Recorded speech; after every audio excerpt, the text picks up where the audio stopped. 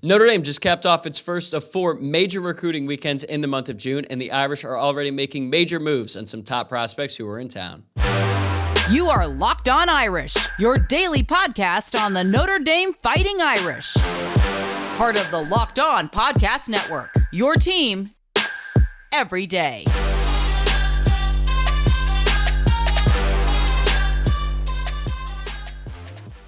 What's up and welcome to Locked On Irish. It is Tuesday, June 6th, and thank you for making this your first listen of the day. Whether you're watching on YouTube or listening on your preferred podcast platform, I appreciate you joining me here. And if you're new to the program, please subscribe to the show, like the video, rate and review the podcast, all of that good stuff.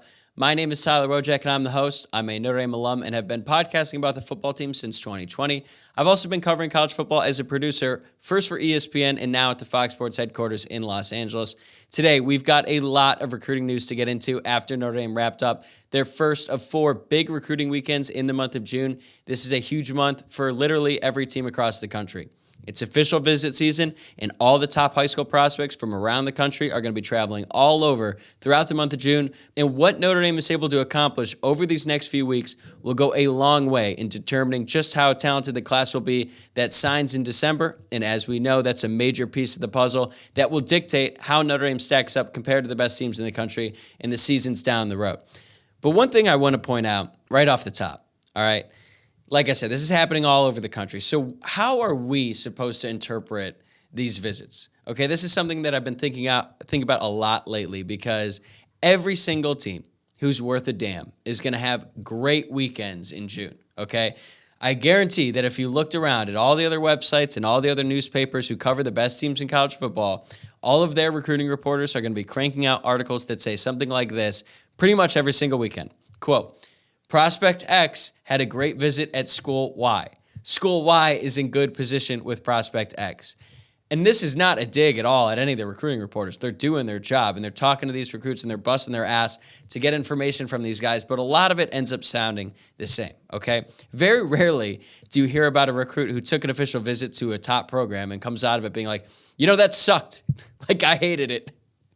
I got left at the airport. They didn't have an Uber for me. I was stranded. They didn't have any food. Stadium sucked. Hated the facilities. All that. That doesn't really happen. Now, if it does happen, that would be hilarious to me. So if you guys see that out there, please send it my way because I would have so much fun reading that as long as it's not Notre Dame making those mistakes. But you don't ever hear about Notre Dame doing anything like that. Now, that's not to say that some of the best teams could screw up one individual's weekend. Like, I could totally see that happening. None of these teams are perfect. Like, they all make mistakes. But these teams who are at the top, the teams that Notre Dame is going up against, they've got this stuff down. They know how to do this stuff. They know how to put on for these recruits. They know how to impress them, woo them, and they're going to try to do their best. They're going to try to give their best impression with all these guys. But it's really difficult to truly separate yourself from these other programs, okay? I think a lot of that stuff goes beyond just the official visit. Now, I will say Notre Dame is in good position because Marcus Freeman really understands recruiting. He knows how to put on for these recruits while also making each individual prospect feel special. And that goes a long way for these guys because, like I said, a lot of this stuff is pretty consistent across the board, okay? They're hearing a lot of the same stuff. Notre Dame is able to separate themselves just in terms of the culture and the identity of the school and the program. But when it comes down to it, for me, like I'm reading all the same stuff you are. I'm listening to the different pods, and I'm really invested in how these recruiting weekends go for Notre Dame. But I think a lot of it's just kind of minutia, okay? It really comes down to 2 things. You got to get the uncommitted guys to commit and probably commit soon. And you also have to maintain the relationship and maintain everything that's been going good with the committed guys. And I think that's really, at the end of the day, it's the only thing that matters about these recruiting weekends. Like, I don't care if Notre Dame hosted a top prospect and that top prospect had a really good time, really enjoyed meeting the coaches and thought the university was cool. If that player doesn't commit, this visit was not a success. I think it's really that simple. Now, some guys, obviously, they take a little bit longer to make their decisions, which I get. That makes total sense to me. But at this point in the time, it's commitment season. And Notre Dame has got to land these guys who are uncommitted and who visit Notre Dame. So let's go over some of those guys who did visit over the weekend. Now, Notre Dame had the Irish Invasion camp going on, which is a lot of guys who are not in the class of 2024, although some that were, including Cam Williams. But I'm going to go over the guys who are in the class of 2024 who are taking their official visit this weekend. Kirby Lambert, the offensive tackle, he's the headliner. He was the most important prospect who was not committed in town this weekend. Another tackle, Styles Prescott, was there. Running back Kedron Young out of Texas. Safety, Paul Mankey Jr. Those are all the uncommitted guys. And then you've got Bronte Johnson, who's uncommitted, and he's an athlete, but Notre Dame likes him at safety. He visited the school on Sunday. So I don't think he was in town really with all the other prospects, but he did take his official visit this weekend, and that is important for Notre Dame. More on him later.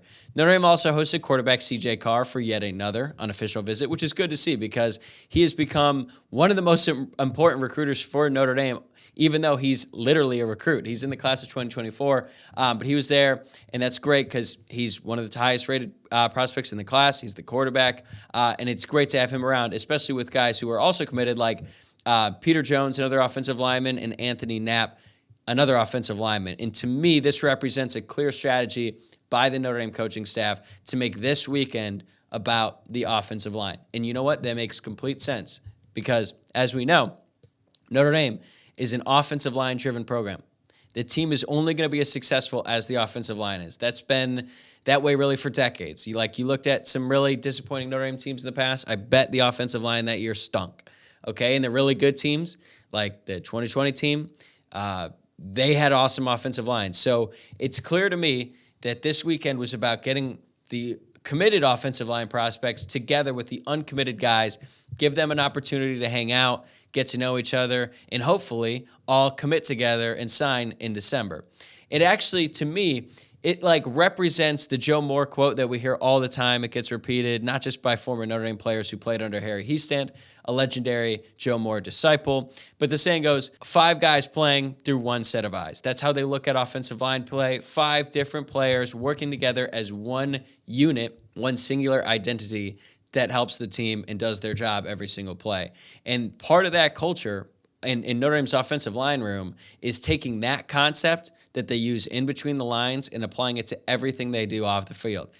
If you ever talk to a Notre Dame offensive lineman, they will tell you that they literally do everything together. They do everything with the offensive line, on the field, off the field. They live together, and that's great. I think that's a big reason why the culture at Notre Dame, specifically in that room, is such a good thing. And I think we're actually starting to see that being applied to recruiting as well. I think it was very direct. It's honestly probably pretty difficult to pull off to get all of these offensive lineman prospects together on the same weekend. They've already got the 2 committed guys and now adding the 2 uncommitted guys. I'm sure that was a challenge for the staff. It's also the first weekend. You want to get your top guys on campus as soon as possible, so hopefully you get that commitment, and then that way you can adjust how you go about the next few weeks throughout the month of June when you have more guys coming in town, and then you already have that information available, and that's going to impact how you recruit all the other prospects in this class. So it's really good that Notre Dame was able to get those 4 guys together. Also, I think having a running back like Kedron Young, if he's like, wait, I'm going to be running behind these guys, I feel a little bit better about it. And then C.J. Carr's like, yeah, these guys are studs. You're going to want to come here. These are going to be the guys who are protecting me and you down the road. I think it was very strategic, and I think it's going to work out for Notre Dame well in the long run. So, with all of that in mind, which prospects are on commitment watch coming out of this weekend? That's coming up next. Make a fast break to FanDuel during the NBA playoffs because right now, new customers can get a no-sweat first bet up to $2,500. That's $2,500 back in bonus bets if your first bet doesn't win. Personally, my favorite part about FanDuel is the instant payouts. It's so much better than all the other sites you can use out there. So if you haven't tried it out yet, trust me, you don't want to wait any longer. That's because there's no better place to bet on all of the playoff action than America's #1 sportsbook. Visit FanDuel.com/lockedon and get a no-sweat first bet up to $2,500. That's FanDuel.com/lockedon. FanDuel, an official sports betting partner of the NBA. Thanks again for making Locked On Irish your first listen of the day. Now it's time to look at who is on commit watch coming off Notre Dame's first big recruiting weekend. And first up, I believe that running back Kedron Young could commit to the Fighting Irish in the near future. Running backs coach Dylan McCullough has been working on this one for a while. He already has 4-star running back Aeneas Williams in tow for the class of 2024, and we know that he's looking to sign 2 running backs in this class, and Young might be next, okay? And that would be a big, big win for Dylan McCullough because he's the number 14th. I'm referring to Young now. Young is the 14th rated running back in the class of 2024. He's got pretty good size. He's 5'10". He's listed as 220 pounds, although I think that's probably a little bit more than he actually is based on the tape that I've seen of him. I think he's probably closer to like 210. But you know how it is with these recruiting heights and weights. You look at five different sites, you're probably going to find 5 different combinations of height and weight. But that's what we're working off here with Kedron Young. He's a really good player, really productive high school player in the state of Texas. He ran for 1,751 yards last season on 237 carries. That comes out to just over 7 yards a carry, which is really impressive. He also had 19 touchdowns to go along with that. And he played at the 5A level at Lufkin, Texas, which is one below 6A, which is what like the real big programs like Allen High School's up there. But still, 5A is really, really high up there. He's playing against quality competition, especially in the state of Texas. So that's really encouraging to see him put up those kinds of numbers against quality competition. He's a north-south runner. He's like a true halfback, where I think Williams is also a true halfback, but he's more of a guy who can go out in the slot, maybe catch some passes, effective as a screener, let's say. So I think that if you're able to get Williams and Young on board, their skill sets complement each other pretty well. And as I was saying, McCullough wants 2 backs in this class, and if he's able to get Young to commit, then all he has to do really is work on maintaining those 2 relationships with Young and with Williams, getting those guys to sign in December, and then he can put a lot of his attention into the class of 2025 and get a head start on some of those prospects. I think there's a very good indicator of where Notre Dame stands with this recruitment, and it's that another official visit for 3-star running back Xavier Robinson, who's scheduled to visit Notre Dame this upcoming weekend, that has been canceled. To me, I think that tells you that Notre Dame feels really good about Young and that he's going to commit and he's going to be a part of this class in 2024, because you would not be willing to move off an official visit for another prospect that you're looking at unless you feel like you've already filled the board, okay? Now, Young has not committed publicly yet, but my hunch is that Notre Dame is going to get good news from him publicly in the coming days, and a big reason why is because of what happened with Robinson. Notre Dame needed 2 guys. They didn't need 3. It'd be a waste of everyone's time to host Robinson when the running back room was already full. So that's what I think is going to happen, but again, nothing has been made publicly, but keep an eye out for him in the coming days. Another guy to keep an eye out for, offensive tackle Styles Prescott. I talked about the importance of the tackle position in this recruiting cycle a few weeks ago on the podcast. At this point in time, Notre Dame has not received a commitment from a tackle in this class. Kirby Lambert, Styles Prescott are the 2 top guys on the board at this point. And Notre Dame looked to be in the driver's seat for a commitment from Styles Prescott way back in January. I think there were like 3 separate crystal balls for him to pick Notre Dame in like the middle of January, but then Tommy Reese left for Alabama. Harry Heasan retired, and those are the 2 main guys recruiting Styles Prescott to come to Notre Dame.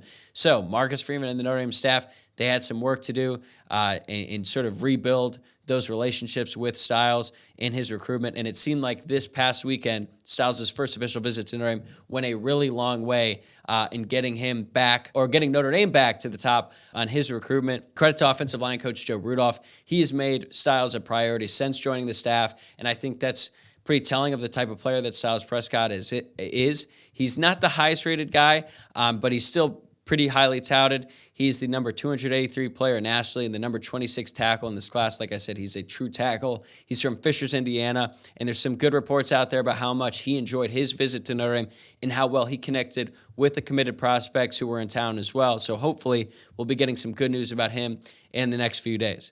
Another player who's on commit watch, but there's a little bit more to this one, is safety Paul Mankey Jr., okay?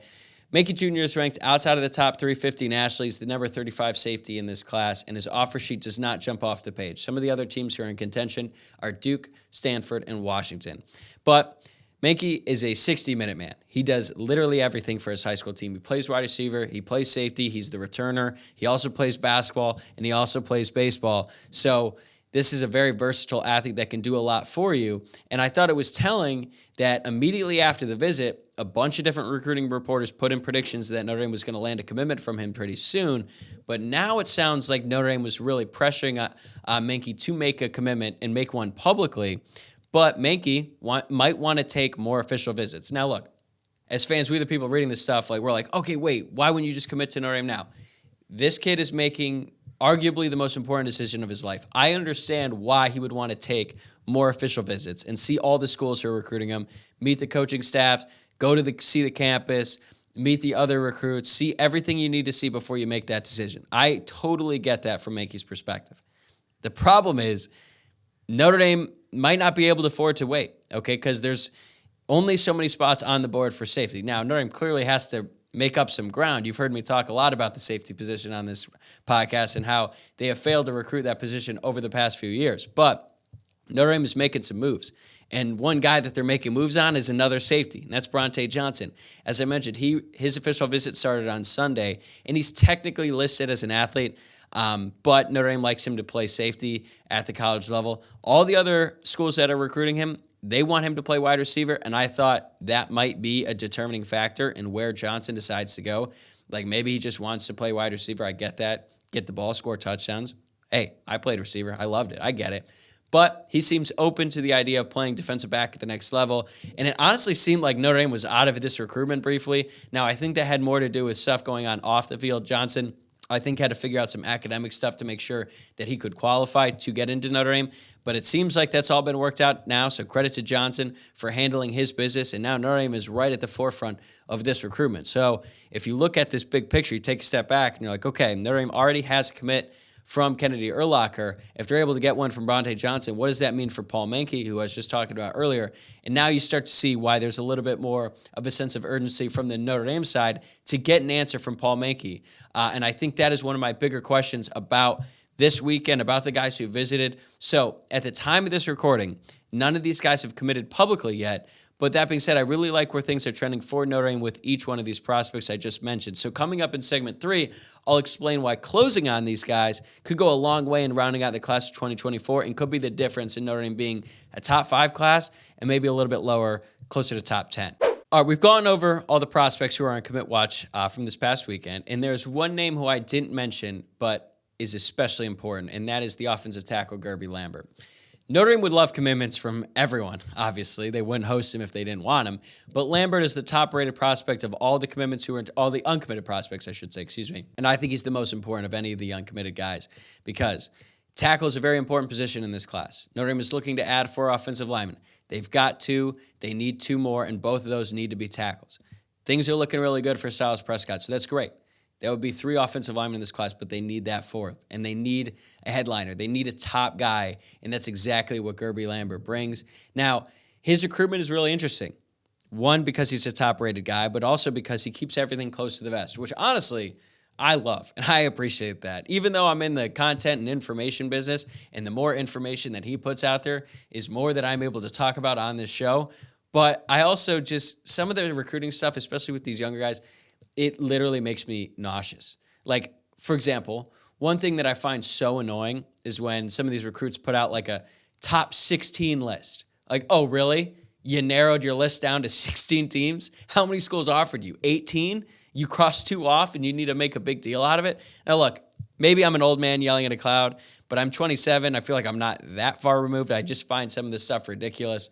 And let's be honest, some of these guys who are being recruited, they love the fact that they're being recruited. And look, I get it. They're young. They're 16. It's cool to be wanted. It's cool to be shown that kind of attention, especially from some really big teams out there. So I get it. But Kirby Lambert is one of those rare guys who are a very highly touted prospect who actually, it's really hard to get anything on him, okay? So Notre Dame was only his 2nd official visit.